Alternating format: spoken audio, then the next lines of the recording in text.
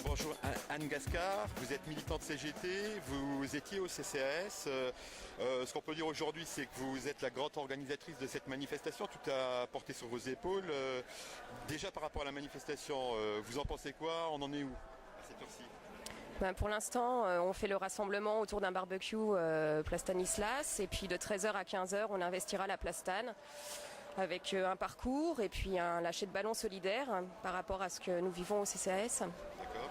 Alors maintenant par rapport au CCAS, vous êtes totalement touché puisque vous perdez votre poste à ce jour et vous perdez vos mandats syndicaux.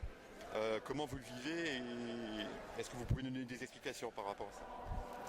Ça fait plus d'un an maintenant que je suis en suppression de poste, plus d'un an qu'on se bat pour faire reconnaître la lecture politique de cette affaire autour de la RGPP, autour aussi de la discrimination syndicale, autour de la réforme aussi des collectivités territoriales et de la perte du statut des fonctionnaires. Donc c'est un dossier qui est très très compliqué, très complexe aussi à donner en lecture. Aujourd'hui, pour moi, c'est plus... et un aboutissement, cette manifestation, autour de toutes les fonctions publiques réunies, et en même temps une fin, puisque pour moi, mon mandat se termine maintenant. Alors voilà. Après cette manifestation, qu'est-ce que vous allez faire? Alors moi, ce que j'espère beaucoup de cette manifestation, c'est un éveil des consciences. Donc cet éveil des consciences, il passera que par une chose, c'est informer partout, le plus possible. La semaine prochaine, je vais essayer de monter à l'UFICT lors d'une journée d'études sur les travailleurs sociaux, puisque l'action sociale est touchée de plein fouet. Et de continuer à donner cette lecture. Vraiment de dire aujourd'hui le statut des fonctionnaires n'est plus un statut protégé, il n'y aura plus de reclassement, c'est pas vrai, j'en suis la preuve vivante, ça fait 1 an et demi avec une expérience de 16 ans où je ne trouve pas de poste. On est sur une zone en plus sinistrée, en tout cas sur le bassin d'emploi de la Lorraine. Et aujourd'hui, moi, ma grande interrogation, c'est que va-t-on faire de tous ces fonctionnaires ?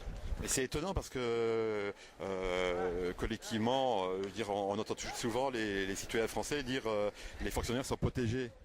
Non, non, c'est faux. On vit sur un mythe. Donc c'est terminé. Moi, ce qui m'interroge beaucoup, c'est à l'heure où les syndicats signent un protocole d'accord avec le gouvernement pour résorber la précarité dans la fonction publique. Quand on voit qu'on balance des titulaires aujourd'hui, je m'interroge fortement. Si c'est pour faire tourner la précarité, embaucher des contractuels qui coûtent moins cher, embaucher des gens non diplômés au profit effectivement de titulaires qui sont diplômés d'État, qui ont réussi un concours, qui ont une expérience, un savoir-faire, je m'interroge fortement. D'accord. Et si vous avez un message à passer aux salariés de l'agglomération nancéenne, qu'est-ce que vous pouvez leur dire? Réveillez-vous. D'accord. Merci Anne. À bientôt dans la manifestation.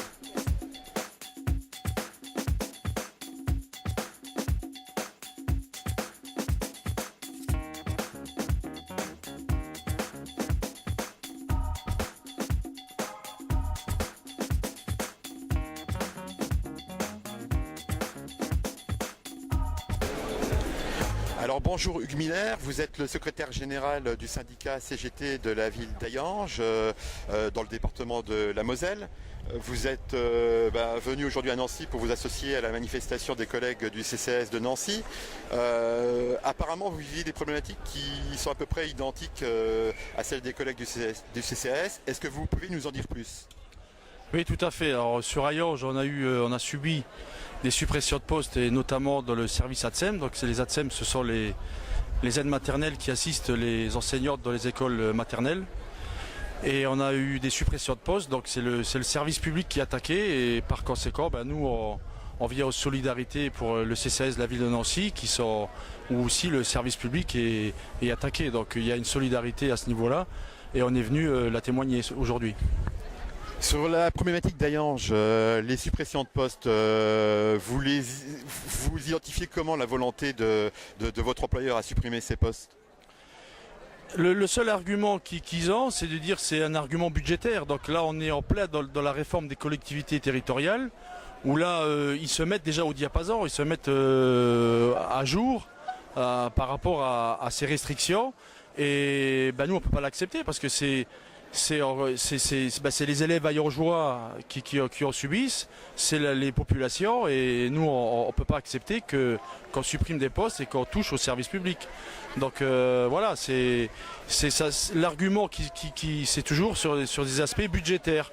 Alors voilà, si demain ils ont encore moins, donc ce qui veut dire qu'ils vont encore diminuer. Et ça, c'est pas acceptable, non seulement en tant que représentant du personnel, mais aussi en tant que syndicaliste de service public.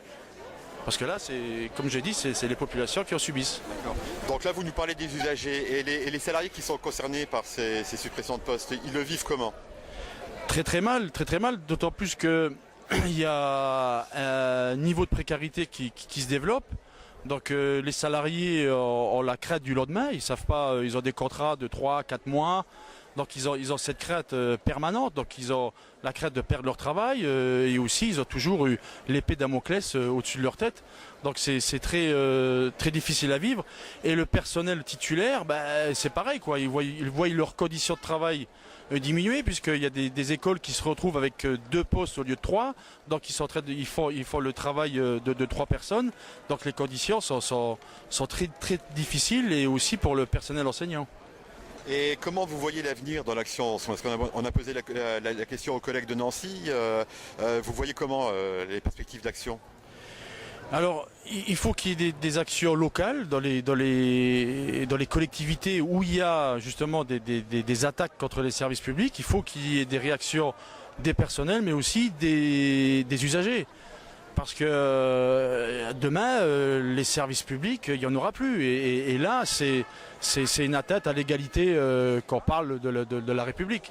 Donc ça, il faut se mobiliser et puis aussi d'essayer de voir ensemble. C'est pour ça qu'on est là aujourd'hui pour Nancy.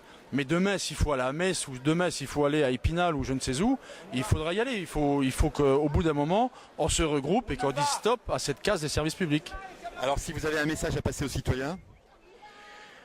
Prenez bien conscience de ce qui se passe. C'est pas les manifestations que vous voyez des services publics, des salariés des services publics.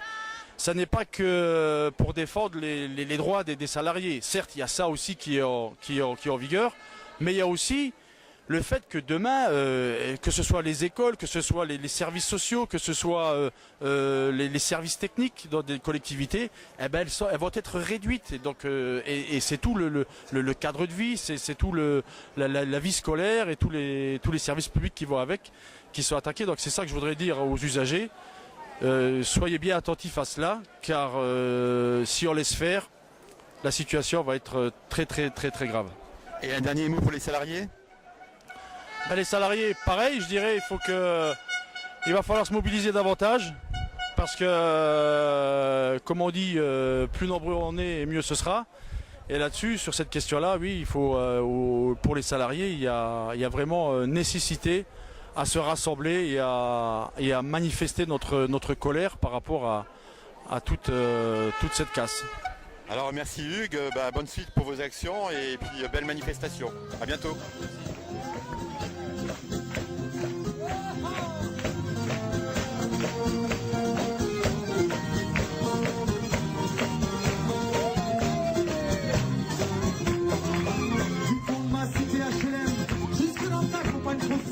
Notre réalité est la même, et partout la révolte gronde. Dans ce monde on n'avait pas notre place, on n'avait pas la gueule de l'emploi. On n'est pas né dans un palace, on n'avait pas lancé de la place. Est-ce que les chômeurs oubliés, ignorés clandestins sans papier, ils ont voulu mobiliser, pour dire plus ils sont arrivés, comme c'était chacun pour sa gueule. Leur système pouvait prospérer, mais pas les bien que je m'en serais, et que le texte est de